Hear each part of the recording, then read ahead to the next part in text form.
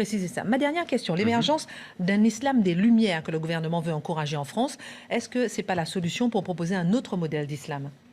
Alors, cette question, je voudrais tordre le cou à ce concept d'islam des Lumières qui est un oxymore. Un oxymore, vous savez, c'est la contradiction dans les termes. Pourquoi c'est la contradiction dans les termes? C'est tout simple. Les Lumières, je parle sous le contrôle de mon spécialiste des Lumières, Marc, parce que moi, je suis plus dubitatif que lui sur les Lumières. C'est pour ça, donc je suis pas je n'adule pas les Lumières, je suis très critique. Donc, vous voyez, c'est pas... Bon. Mais les Lumières, quand même savoir ce que c'est l'émancipation de l'individu de la loi religieuse par la raison. Il ne faut pas faire dire aux mots n'importe quoi. Moi, encore une fois, vous savez, vous m'entendez souvent citer Taine, etc. Je suis critique sur les Lumières. Je pense qu'on a trop sécularisé la France, qu'on a trop déchristianisé. Donc, vous voyez, je ne suis pas un admirateur éperdu des Lumières. C'est notre grande différence. C'est notre grande discussion. Mais il faut savoir ce que c'est. Bon, les Lumières, c'est ça. L'islam, c'est la soumission. Je vais vous donner un exemple que j'ai découvert récemment. La correspondance. Voltaire finissait ses correspondances « Écre, lymphe ».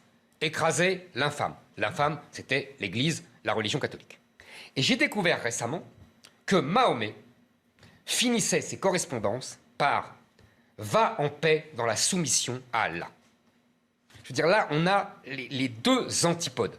C'est-à-dire que... Les deux antithèses, pardon. C'est-à-dire que les Lumières, c'est la libération de la loi de Dieu par la loi des hommes. Et l'islam, c'est une libération aussi, mais de la loi des hommes par la loi de Dieu. C'est-à-dire que c'est pour les musulmans, pour l'islam. Nous, on considère, parce qu'on est tous sécularisés, etc., on considère que la loi de Dieu ne peut pas être une libération. Mais, vous voyez, j'essaie d'être le plus honnête possible. Mais c'est impossible. Et j'essaie de comprendre... Si vous me laissez 2 minutes, parce que sinon je m'arrête. Non, l'émission est plus courte aujourd'hui quand même, donc on va pas faire trop long, mais ça venait, je laisse terminer. Et je crois avoir compris. Ça vient de l'imitation d'un concept au XVIIIe siècle allemand qui s'appelait judaïsme des Lumières. Aufklärung, pardonnez-moi ma prononciation déplorable, j'ai jamais fait d'allemand.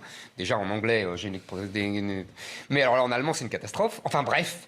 Certains juifs intellectuels, le musicien Mendelssohn, vous voyez, des grands écrivains, etc. C'est Freud, Zweig, etc. Non, ça c'est plus tard. Oui, c'est plus tard, mais moi je parle du XVIIIe siècle. Ils sont les enfants de ce les petits-enfants. Voilà. Mais moi, c'est au XVIIIe siècle. Et c'est un mouvement, vous voyez, comme il y avait les Lumières en France, il y a certains intellectuels juifs qui ont dit on va faire... Et qu'est-ce que c'est? Parce que je vous donne cet exemple parce que je crois que c'est intéressant.